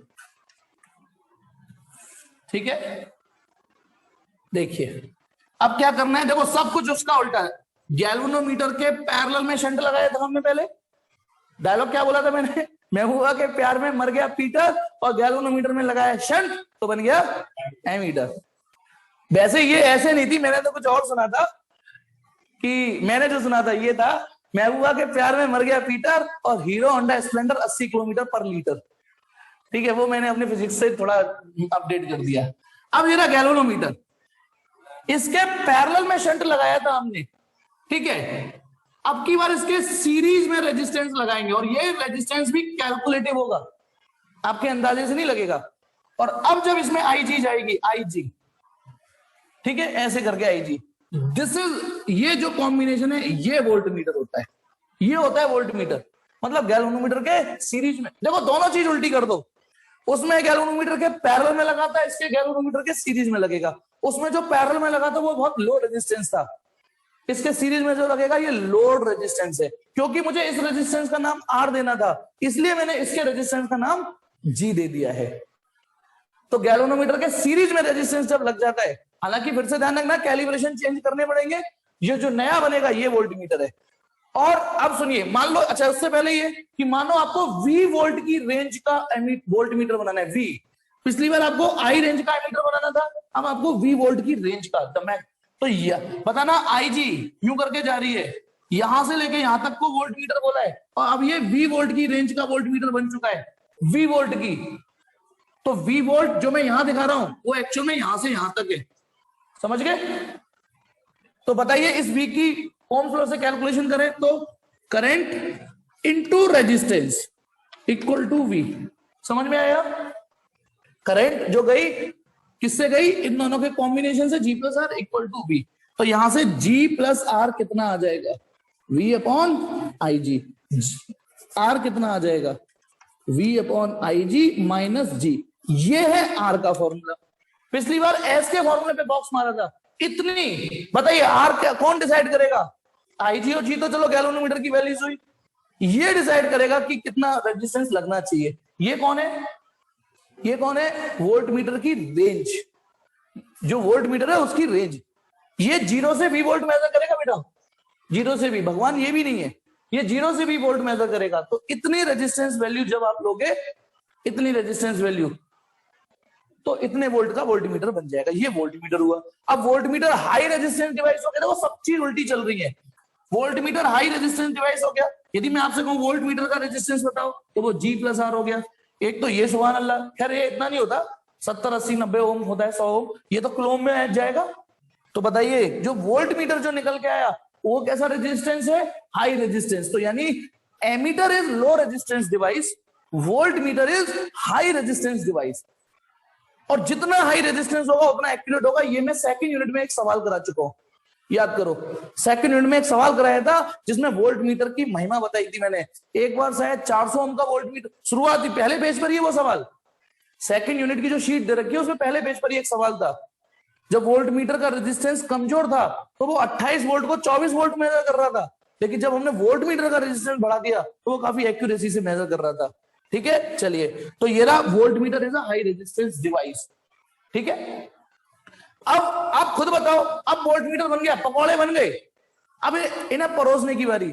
तो आप खुद बताओ, ये तो हाई रेजिस्टेंस डिवाइस है, ये रहा 10 ओम, ये रहा 10 वोल्ट। क्या इसके वोल्टेज मेजर करने के लिए वोल्ट मीटर यहां लगा दोगे, आप लगा दोगे सीरीज में, ये तो सर्किट को ब्लॉक कर देगा। बताना, इसका रेजिस्टेंस सपोज करो, वोल्ट मीटर का रेजिस्टेंस सपोज करो 5000 ओम आ गया है, 5000 ओम। सर्किट का रेजिस्टेंस 10 ओम है, आप 5000 ओम घुसेड़ रहे हो सर्किट में, तो सर्किट की ओरिजिनलिटी तो कर दी ना परेशान। इसको पैरेलल में लगाते हैं तो सब कुछ उल्टा है। कंजर, जो कंजर टाइप के हैं उन्हें याद करने के लिए आसानी चीज है, हर चीज उल्टी हो गई। शंट की बजाय लोड रेजिस्टेंस हो गया, सीरीज वो वहां पैरेलल की बजाय सीरीज में जोड़ना है। ठीक है, लो रेजिस्टेंस डिवाइस की बजाय ये हाई रेजिस्टेंस डिवाइस हो गई। और जब ये बन जाएगा तो सर्किट में पैरेलल में लगाना पड़ेगा। फिर ये क्या करता है, ये सर्किट से बड़े ही मामूली करंट लेता है, बहुत ही मामूली, हल्की सी आईजी, हल्की सी करंट लेता है, ना के बराबर। आईजी होती कितनी है, फिर जब आईजी करंट इसमें जाएगी, मतलब सर्किट की जो करंट थी, आई जो फ्लो हो रही थी, हालांकि थोड़ा सा तो देखो वोल्ट मीटर की ये और एमीटर की तो ये है एक समस्या, थोड़ी सी तो करंट ये खींचेगा ना। जब आपने लगा दिया तो थोड़ी सी तो करंट खींचेगा ना, क्योंकि करंट नहीं खींचेगा तो अंदर कॉइल में करंट नहीं जाएगी। क्योंकि ये जो करंट है, ये वोल्ट मीटर ऐसे तो लग रहा है कि ऐसे जा रही है, लेकिन अंदर तो गैल्वेनोमीटर में भी जा रही है, तभी जाके तो कॉइल डिफ्लेक्शन देगी। तो अब आपको यही की यही एक क्वेश्चन दे रहा हूं मैं कि वोल्ट मीटर आपको ऐसे लगाना पड़ेगा। ठीक है, सर्किट में से थोड़ी सी करंट उसने हल्की सी आईजी खींच ली, वो भी मैक्सिमम से मैक्सिमम आईजी खींचेगा, तब जाके ये अपना फुल स्केल डिफ्लेक्शन नया वाला दे देगा, ये नया नया बिल्कुल जो रेंज होगी ये। तो वोल्ट मीटर की ये कमी समझना, वोल्ट मीटर की, इससे मेजरमेंट के लिए यदि आप इससे मेजरमेंट चाहते हो तो ये सर्किट से थोड़ी सी करंट तो खींचेगा ही, थोड़ी सी तो खींचेगा, नहीं तो ये डिफ्लेक्ट, इसकी वर्किंग ही नहीं आएगी, खींचेगा ना। पोटेंशियोमीटर की खास बात, यदि इसी सर्किट पर, सुन लो यही की यही सर्किट होता 10 वोल्ट 10 ओम, यदि यहां पर पोटेंशियोमीटर होता, ठीक है, पोटेंशियोमीटर एक आप यहां लगाते, एक यहां लगाते गैल्वेनोमीटर, और नल पॉइंट ढूंढते, मान लो नल पॉइंट यहां आ गया, तो पोटेंशियोमीटर की एक्यूरेसी का तो जवाब ही नहीं है। वो इसलिए क्योंकि बताइए जब आपने नल पॉइंट ढूंढ लिया तो इसकी करंट सिर्फ यूं जाएगी, यूं, यानी ओरिजिनल सर्किट में से पोटेंशियोमीटर इतनी सी भी करंट नहीं खींचता जब मेजरमेंट वाली स्टेज पर होते हैं हम। समझ में आया या नहीं आया? इस वोल्ट मीटर, ये हालांकि ये चीज यहां पढ़ानी जरूरी नहीं थी, पर ये एक नंबर का क्वेश्चन तो फिर भी है ही आपके में कि potentiometer is better device than voltmeter. क्योंकि गौर से देखो, वोल्ट मीटर आप लाख कितना भी अच्छा बना लेना, कितना भी अच्छा बना लेना, अच्छा एक मिनट मुझे बताइए, आइडियल एमीटर का रेजिस्टेंस कितना था? 0, क्योंकि एमीटर लग रहा था यहां पर, ध्यान है, सीरीज में एमीटर लगाया था हमने सीरीज में, हम चाह रहे थे कि ये 0.1 ओम का रेजिस्टेंस भी ना हो, ये 0 हो। तो बताइए यदि ये 0 होता तो बताइए सर्किट का रेजिस्टेंस कितना रहता? 10 ओम। इसी तर्ज पर, इसी सुर में, सरगम में बताइए आइडियल वोल्ट मीटर का रेजिस्टेंस कितना होना चाहिए?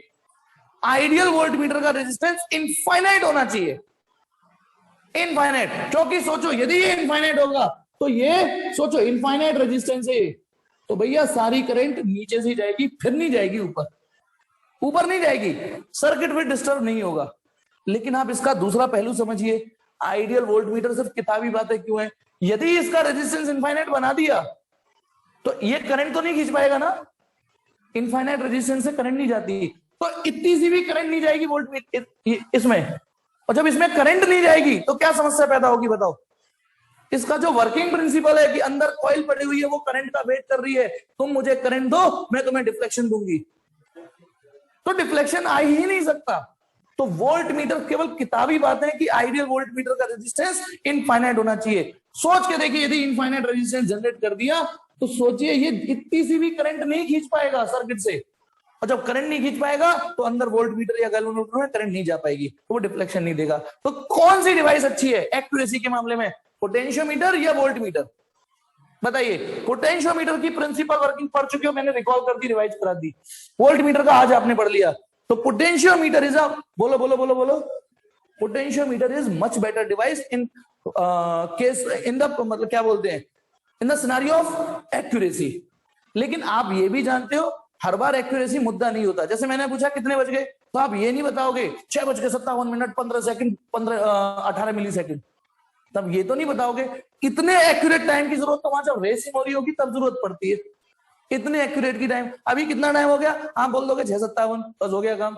अब 6:57 के बाद कितने सेकंड है ये तो किसी ने नहीं बोला ना, तो बस। तो यदि आपको वाकई एक्यूरेसी चाहिए तो आप ये यूज करिए, लेकिन थोड़ा एक्यूरेसी से कॉम्प्रोमाइज हो जाता है तो वोल्ट मीटर थोड़ा पोर्टेबल डिवाइस है, इजी टू कैरी है, इसके भी ये फायदे हैं। अब मैं एक क्वेश्चन दे रहा हूं, उसका आंसर आप ढूंढ के, और जिसको अभी पता चल जाए वो मैं माइक ऑन कर दूंगा, तब जवाब दे देना क्लास के बाद, जब मैं अपनी बात खत्म कर दूं।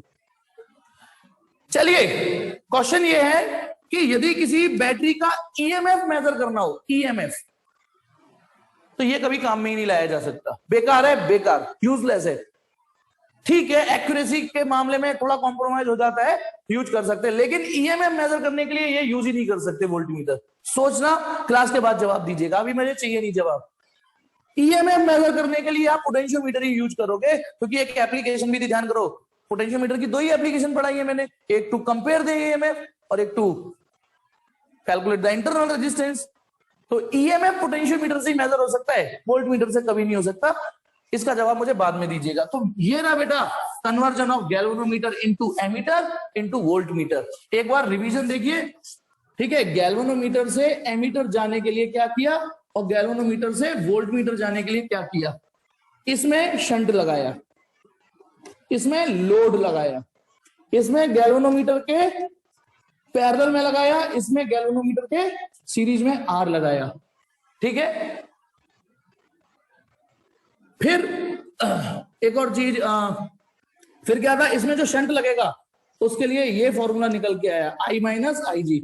इसमें जो आर आया वो अभी भी मिटाया नहीं है, सामने है, वी आई जी माइनस जी। जी का मतलब गैल्वेनोमीटर का रेजिस्टेंस, आई जी का मतलब अपडेट होने से पहले उसकी जो फुल स्केल क्षमता थी वो। ये क्या है, नई रेंज। यहां पे जो करंट दोगे मैक्सिमम आई, ये वाली मैक्सिमम करंट विच ये आर, ठीक है। उसके बाद it is low resistance device, ammeter is low resistance device, low resistance device, और ये voltmeter is high resistance device, high resistance. इस दुनिया में हाई से हाई रेजिस्टेंस कितना हो सकता है, इनफाइनाइट। तो आइडियल एमीटर का, आइडियल वोल्ट मीटर का रेजिस्टेंस इनफाइनाइट, और ये लो रेजिस्टेंस डिवाइस, लो से लो कितना हो सकता है, जीरो। तो आइडियल एमीटर का resistance zero, ideal volt meter का रेजिस्टेंस इनफाइनाइट, ठीक है। और फिर उसके बाद एमीटर बन गया, पकौड़े बन गए, it is connected in series, it is connected in parallel. चलिए दो छोटे छोटे नन्हे मुन्ने सवाल करते हैं, ठीक है। ये इस चैप्टर का लास्ट टॉपिक था, तो दो छोटे छोटे सवाल करते हैं। आज शायद तीसरी मीटिंग की जरूरत पड़ जाएगी थोड़ी सी। देखिए 4.27 एक्सरसाइज का 4.27 पेज 172, पेज 1 से पहले 4.28 करा देता हूं, सुनो लास्ट वाला क्या कह रहे हैं वो। A galvanometer coil has a resistance of 15 ohm. Galvanometer की कॉइल का रेजिस्टेंस यानी जी, समझ गए। गैल्वेनोमीटर की रेजिस्टेंस जो कॉइल है वो उसका रेजिस्टेंस 15 ओम है। And the meter shows full scale deflection for a current of 4 milli ampere. ये 4 मिली एम्पियर क्या चीज है बोलो, ये आई जी है, बिल्कुल ठीक। वो मीटर 4 मिली एम्पियर पे फुल स्केल दे देगा। How will you convert this meter या the meter into an ammeter of range 0 to 6 ampere. हमें 0 से 6 एम्पियर की रेंज का बनाना है। तो ये जो 6 एम्पियर है ये क्या चीज है, ये आई है। 0 से 6, 0 तो सब में ही होती है स्टार्टिंग, ये आई है। तो अब हमें सबको पता है क्योंकि हमें एमीटर बनाना है, तो गैल्वेनोमीटर के पैरेलल में लगेगा शंट। कितनी वैल्यू का लगेगा, एस बराबर आई जी इंटू जी, आई माइनस आई जी। तो आई जी कितना है, देखिए 4 इंटू 10 टू दी पावर -3, जी कितना है 15, आई कितना है 6, और ये कितना है 0.004। समझ रहे हो भाई, आई जी वही 4 इंटू 0.004। अब 6 में से 0.004 जा रहे हैं, इग्नोर मारो उसको, ठीक है। तो ये हो गया एस बराबर, देखो 15 चौका 60, एक्चुअली नीचे 6 बचा, आप ऐसे समझो नीचे क्या बचा, 6 में से 0.004 जा रहे थे, ठीक है, मैंने उसको हटा दिया। तो केवल, अच्छा आप स्क्रीनशॉट भी लोगे तो फिर मैं ये लिख देता हूं, कंफ्यूज हो जाओगे, इंटू 15/6। तो ये 15 चौका 60, 6 कट गया 10। तो देख रहे हो 0.01 ओम आ रहा है शंट का रेजिस्टेंस, कितना मामूली से आ रहा है। अब लैंग्वेज में आंसर और देना पड़ेगा। आप क्या लिखोगे, यहां पे आंसर छोड़ के नहीं आओगे, आप बोलोगे this shunt value must be connected in parallel with the given galvanometer to obtain the required emitter. Do you palle or not? टेलो बोलो, हाँ ठीक है। ये चीज और लैंग्वेज में लिखोगे, यहां पे मत छोड़ना, आपको ये बताना पड़ेगा शंट को पैरेलल में भी कनेक्ट करना है। फिर आ जाइए 4.27 वो कह रहा है a galvanometer coil has a resistance of 12 ohm, यानी ये गैल्वेनोमीटर का रेजिस्टेंस है 12 ohm, okay. And the meter shows full scale deflection for a current of 3 milli ampere, यानी ये आईजी है, 3 मिली एम्पियर पे फुल हो जाता है टुल्लू। How will you convert the meter into a voltmeter of range 0 to 18 volt. तो ये 18 वोल्ट क्या दे रखा है, नई रेंज, वोल्ट मीटर की नई रेंज, ये दे रखी है 18 वोल्ट। तो आपको पता है ना, अभी पढ़ा है कि गैल्वेनोमीटर से एमीटर वो वोल्ट मीटर बनाने के लिए सीरीज में रेजिस्टेंस लगाना पड़ेगा, और उसकी आर की value V upon I G minus G ये यूज करनी पड़ेगी। V कितना है 18 वोल्ट, आई जी कितना है 3 इंटू 10 टू दी पावर -3, ये जी कितना है 12, तो कितना हो गया ये? देखो 3 6 घटाना है 6, 6000 में से 12 घटाना है, 6000 में से 12988 ओम। लेकिन आंसर यहां नहीं छोड़ोगे, लास्ट में ये भी लिखोगे, this resistance must be connected in series with the given galvanometer to obtain required voltmeter. Screenshot लीजिए, इसका स्क्रीनशॉट लीजिए। हाँ जी, अब ये बताइए, मैं अब एनसीईआरटी निपटाने के उसमें हूं। 4.26 कितने लोगों ने किया था मेरी हिंट के बाद? 4.26 जल्दी बताइए। 4.26 हो गया। 1 मिनट में रिकॉर्डिंग बंद कर। देखिए क्वेश्चन पढ़ रहा हूं मैं, आप भी पढ़ लीजिए।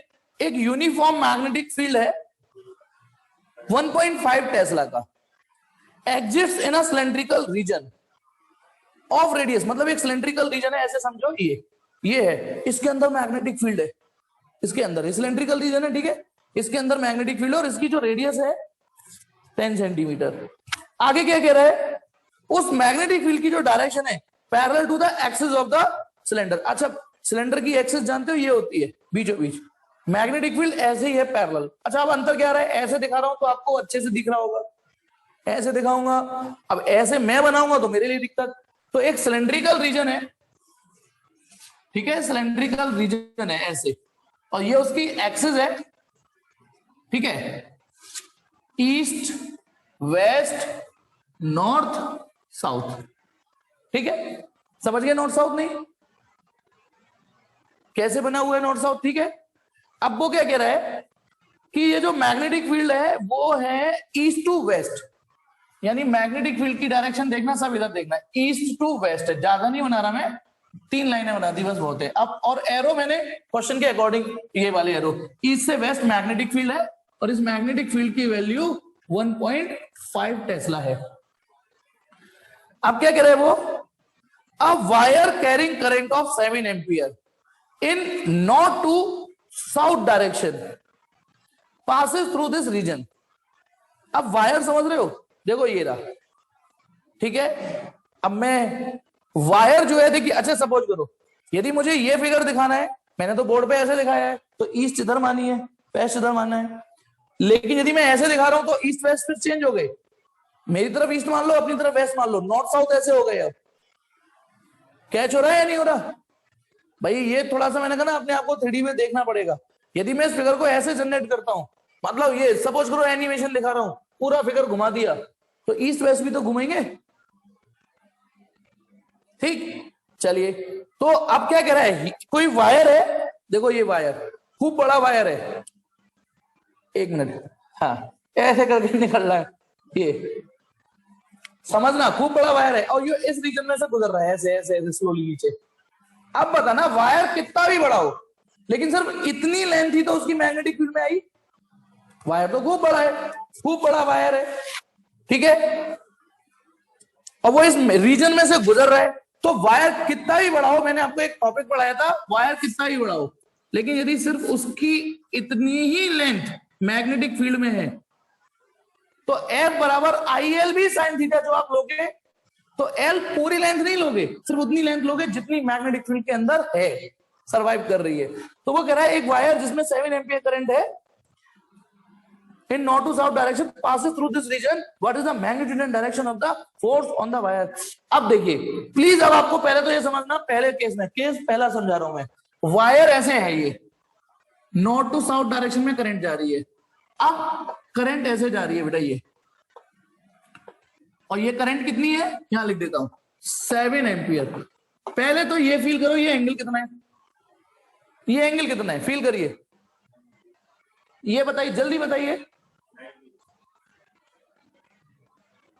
तो भाई बताओ, 45, ये 90 डिग्री है, ये 90 डिग्री है एक्चुअल में, यही बस सोचना है। अच्छा मैं एक काम करता हूं, थोड़ी सी फ्रीडम ले लूं, थोड़ी सी फ्रीडम ले लेता हूं, एक काम करता हूं, आप बेटा प्लीज समझना, आप मजबूरी समझना, क्योंकि मुझे कंजड़ों को, मैं नॉर्थ साउथ ऐसी ले लूं जो बचपन से पढ़ते आ रहे थे, कंजड़ बने से तो ऐसे ही पढ़ते थे ना, तो थोड़ा सा कंजड़ बना ऐसे ले लेते है ना, तो लेकिन नॉर्थ साउथ ऐसे नहीं फील करना, नॉर्थ साउथ अंदर बाहर फील करना, कर लोगे ना, इतनी हेल्प कर दोगे मेरी, ठीक है। तो वायर मतलब मैंने ठीक है, तो अब आ जाइए, तो वायर ऐसे जा रहा है नॉर्थ टू साउथ, ये अब मैंने सुनिए नॉर्थ साउथ बनाए ऐसे हैं लेकिन फील ऐसे करने हैं, ठीक है, क्योंकि मैंने एक बार आपको समझाया था कि दिल्ली 140 किलोमीटर ऐसे लिखा रहता है बोर्ड पे, तो इसका मतलब ये थोड़ी नहीं दिल्ली ऊपर है, इस बोर्ड को ऐसे ऐसे एरो है,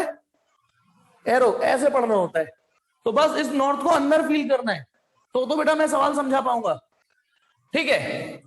ये करंट जा रही है, तो अब बताइए वायर तो खूब बड़ा है लेकिन उसकी सिर्फ इतनी लेंथ मैग्नेटिक फील्ड रीजन में सरवाइव कर पाई, तो पहला सवाल तो आसान है, बताइए पहला सवाल, वायर कितनी फोर्स महसूस करेगा, ILB sin थीटा, करंट कितनी है वायर में 7 एम्पियर, और डाउनवर्ड नहीं है, ये साउथ की तरफ है करंट, उधर है करंट, उधर है साउथ की तरफ, करंट 7 एम्पियर, कितनी लेंथ उसकी मैग्नेटिक फील्ड में है, जितना इसका डायामीटर होगा, देखो ये यदि बीचों बीच में ये करके है तो जितना डायामीटर होगा उतनी लेंथ उसकी, ठीक है ना। अब क्या कह रहा है बेटा, अच्छा पहला सवाल ये, if the wire intersect the axis, हाँ ये भी तो जरूरी था, वायर बिल्कुल एक्स नॉर्थ साउथ डायरेक्शन में है और एक्सिस को इंटरसेक्ट कर रहा है, एक्सिस को इंटरसेक्ट, देखो अभी एक्सिस पे इंटरसेक्ट नहीं किया, अभी भी नहीं किया, अभी भी नहीं किया, नीचे ला रहा हूं मैं, हाँ अब कर दिया, तो वो कह रहा है वायर यहां है, तो बताइए वायर यहां पर है तभी तो कहोगे कि वायर की कितनी लेंथ मैग्नेटिक फील्ड, अच्छा ये अंदर है ऐसे समझो, अब मैं तो अंदर नहीं ले जा पा रहा, तो कितनी लेंथ मैग्नेटिक फील्ड के अंदर है, जितना डायमीटर है, ठीक है। यदि ये वायर थोड़ा ऊपर होता तो क्या वायर की लेंथ डायमीटर के बराबर अंदर होती, नहीं, फिर नए तरीके से निकालना पड़ता, अभी तो इजी है ना।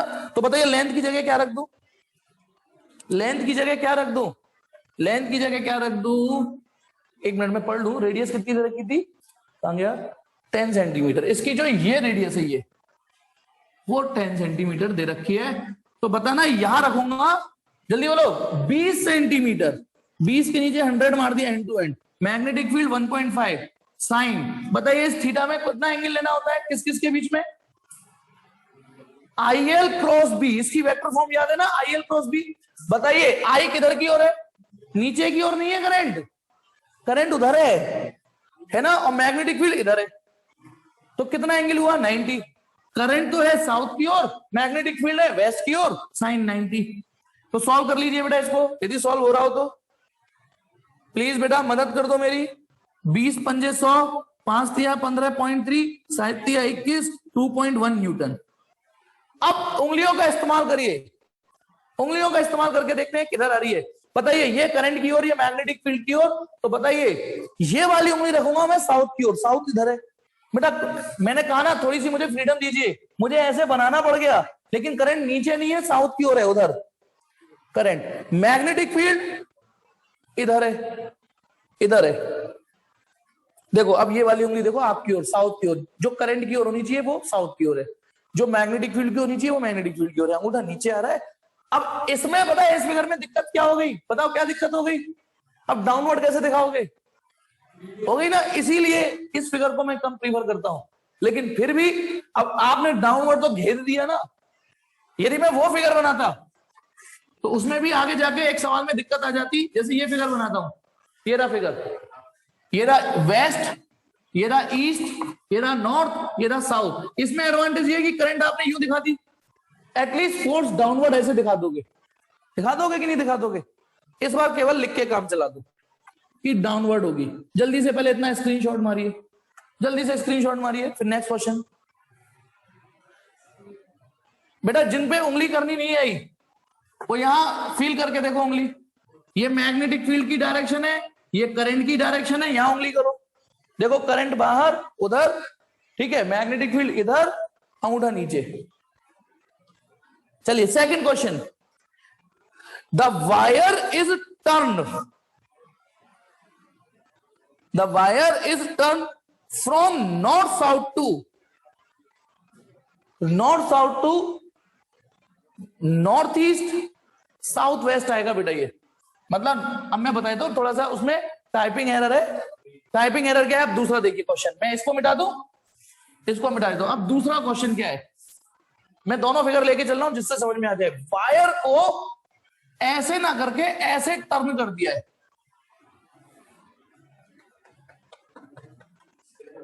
बताइए वायर ऐसे आ रहा है,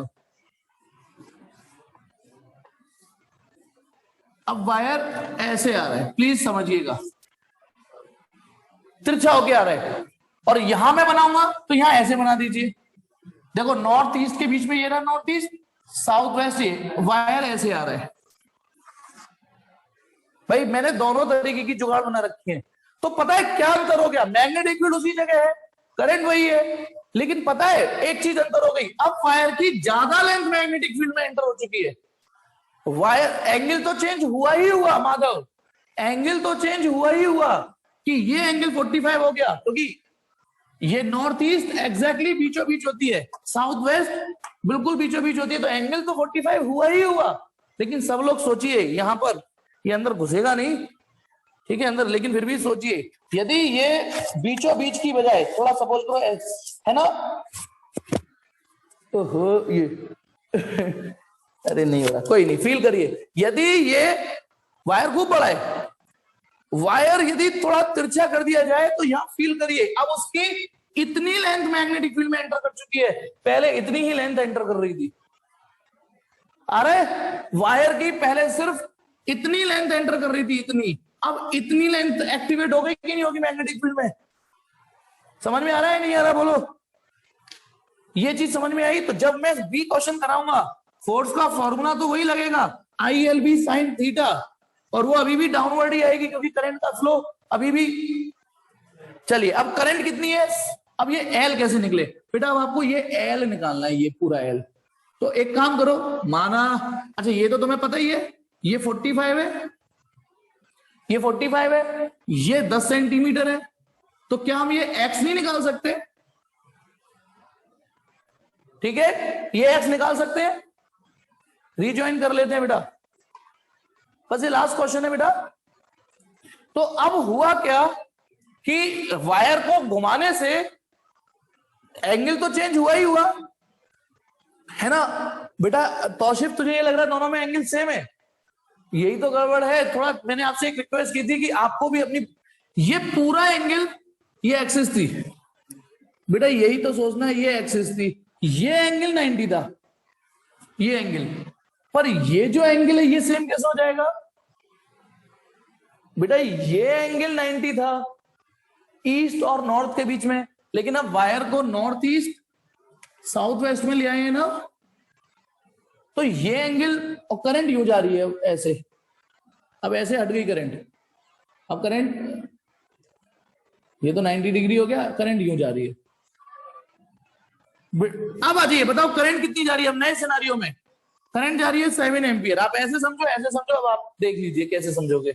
लेंथ कैसे निकलेगी, हाँ मैं लेंथ ही तो निकालना था, ये है 10 सेंटीमीटर, ये है x, ये है 45, बताना कौन सा ट्रिग्नोमेट्रिक रेशियो इनको कनेक्ट कर लेगा? कॉस कर लेगा ना, हाँ तो cos 45 किसके बराबर बोलो? बेस अपॉन हाइपोटेनस, बेस कितना है 10 सेंटीमीटर और हाइपोटेनस कितना है x, cos 45 की वैल्यू 1/√2, x की वैल्यू 10√2 सेंटीमीटर, x की वैल्यू। तो लेंथ कितनी हुई, लेंथ पूरी वो तो 2x होगी, 2x होगी कि नहीं होगी?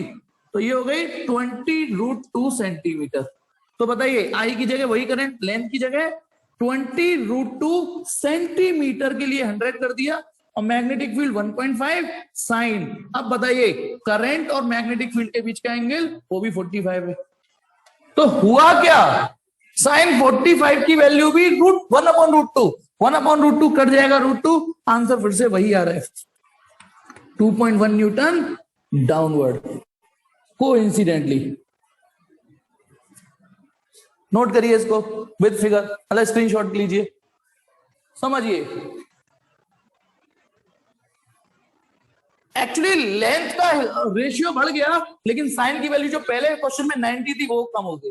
लेंथ जिस प्रोपोर्शन में बढ़ी, बाई चांस तुक्के में कोइंसिडेंटली साइन की वैल्यू उसी रेशियो में घट गई है, इसलिए फोर्स वही रहा। अब आ जाइए नेक्स्ट क्वेश्चन, नेक्स्ट क्वेश्चन समझेंगे। नेक्स्ट क्वेश्चन क्या कह रहा है, सी का सी, वो कह रहा है यदि वायर को वापस पहले वाले डायरेक्शन में ले आए, वही नॉर्थ साउथ डायरेक्शन में सीधा कर दें, सीधा कर दें ऐसे वापस, है ना, लेकिन वायर को लोअर कर दिया है, the wire is lowered from axis by a distance of 6 centimetre. तो अब एक मिनट सुनिए, तीसरा नई फिगर, नया ये था ना, सबसे पहला क्वेश्चन ये था कि नहीं था, बोलो, पहला क्वेश्चन ये था, अरे ये था, बीचों बीच था ना। अब क्वेश्चन समझना, वायर को नीचे कर दिया है 6 सेंटीमीटर, नीचे ये ऐसे, अब देखो दिख रहा है, वायर को 6 सेंटीमीटर नीचे कर दिया है। अब वायर की क्या वही लेंथ मैग्नेटिक फील्ड में है क्या? अब मैं इसका क्रॉस सेक्शनल व्यू बना दूं, क्रॉस सेक्शनल व्यू देखिए, अब आप क्रॉस सेक्शनल व्यू देखो, यदि मैंने सिलेंडर ऐसे बना दिया तो मैग्नेटिक, अच्छा ठीक है, तो अंदर की डायरेक्शन क्या मान लू मैं, अच्छा डायरेक्शन क्या थी मैग्नेटिक फील्ड की, ईस्ट टू वेस्ट। एक काम करिए, अच्छे से समझना है तो ये रहा सिलेंडर, इस डायरेक्शन को वेस्ट मान लेता हूं, इसको ईस्ट मान लेता हूं, चलेगा? वाह ठीक है, और अच्छे से क्रॉस सेक्शनल व्यू देखिए, सिर्फ इतना हिस्सा देखिए, बताइए क्योंकि मैग्नेटिक फील्ड किधर है, वेस्ट की ओर, तो मैग्नेटिक फील्ड तो ऐसे बना लो, सही है गलत सोच के देखो, अंदर की डायरेक्शन वेस्ट है तो इसको ऐसे कर लीजिए, क्योंकि आपका जो मेन टारगेट है वो ये है कि वायर एक्सिस से, ये जो ये है इससे 6 सेंटीमीटर नीचे कर दिया, ये रहा, ये है वायर, बोलो पल्ले पड़ गया कि नहीं?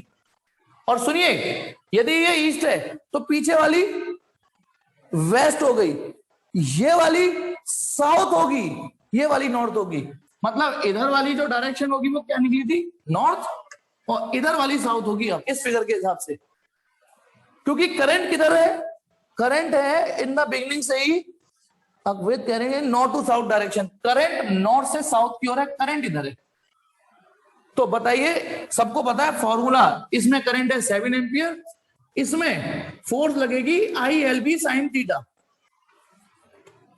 करंट कितनी है इसमें 7 एम्पियर। अब कितनी लेंथ इसकी मैग्नेटिक फील्ड में एक्टिवेटेड है, तो अब बेटा मेहनत करनी पड़ेगी, एक काम करते हैं, ये तो 10 सेंटीमीटर हो गया बेटा, ये 10 सेंटीमीटर हो गया ना, ठीक है, और ये 6 सेंटीमीटर है, ये 10, ये 6, तो शायद ये 8 आएगा, 8 ही तो आता है, 10 6 है ना, करके देखना, 100 हाँ 8 आएगा, ये 8 सेंटीमीटर आएगा, 8, तो 8 दूनी 16, तो लेंथ आएगी 16/100, समझ गए? और मैग्नेटिक फील्ड कितना है 1.5, कौन बताएगा थीटा कितना है? थीटा किस किस के बीच का एंगल लेते हैं, IL क्रॉस B, I और B के बीच में, I ये रहा, यूं जा रही है, मैग्नेटिक फील्ड अंदर है वेस्ट की ओर, मैग्नेटिक फील्ड वो 90 है, लो हो गया, तो इसको सॉल्व कर लेना, आएगा आंसर, पक्का आएगा, और उंगलियों का प्रयोग करिए, मैग्नेटिक फील्ड अंगूठा आपसे फिर डाउनवर्ड आ रहा है, अंगूठा डाउनवर्ड आ रहा है, दिस इज फोर्स, फोर्स इसमें इधर आ रही है,